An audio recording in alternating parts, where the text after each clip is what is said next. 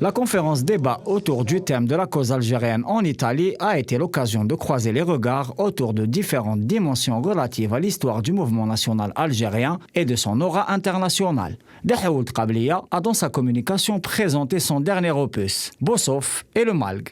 Le conférencier a expliqué que son livre était un recueil de témoignages éclairant sur l'histoire du ministère de l'Armement et des Liaisons Générales, MALG, et de son épine dorsale, la direction de la recherche et de la documentation, DDR. Il a pour cette occasion développé les principaux axes de fonctionnement et d'organisation de cette institution cruciale pour le cheminement de la révolution algérienne. Le conférencier a mis en lumière les apports logistiques, militaires et l'impact stratégique du MALG avec à sa tête Abdelhafid Bossof, un pilier des différentes structures qui ont porté la cause algérienne vers la concrétisation de son objectif, l'indépendance nationale.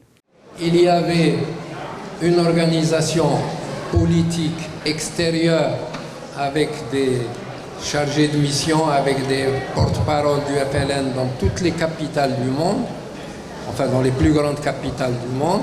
Le FLN avait des bureaux aussi bien aux États-Unis qu'en Union soviétique, qu'en Suisse, qu'en Allemagne, qu'en Italie. Bon, je ne parle pas des pays arabes et des pays musulmans, ce qui a coulé de source. Dahaoult Qabliya a également évoqué l'action extérieure du FLN, particulièrement en Italie, où Tayyib Bouharouf, mais aussi Saad Dahleb, deux piliers du GPRA, ont pu se rapprocher de grandes figures comme Enrico Mattei, le patron de la compagnie pétrolière italienne.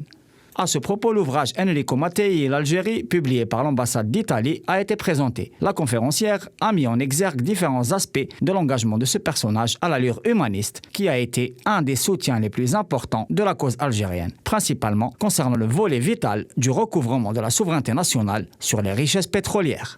En particulier, Saad Dahleb, qui est un homme très ouvert, très communicant, a pu se lier d'amitié avec Enrico Mattei, au point que, à son retour à Tunis, Saad Dahleb a informé le GPRA de la disponibilité d'Enrico Mattei à aider le FLN.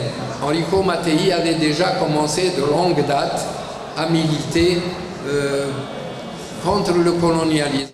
Le président de la fondation Feltrinelli, Massimiliano Tarantino, a lui abordé l'engagement de l'éditeur et intellectuel Giacomo Feltrinelli, qui a pour sa part déployé de grands efforts pour faire connaître la cause algérienne en Europe, malgré les intimidations des autorités coloniales.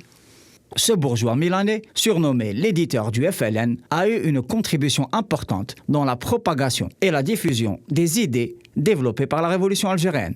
Cela s'est concrétisé le 1er novembre 1961 par la publication d'un appel de soutien au peuple algérien et pour la paix. Les conférenciers ont répondu aux différents questionnements de l'assistance autour de multiples volets, dans le cadre d'un débat bien animé.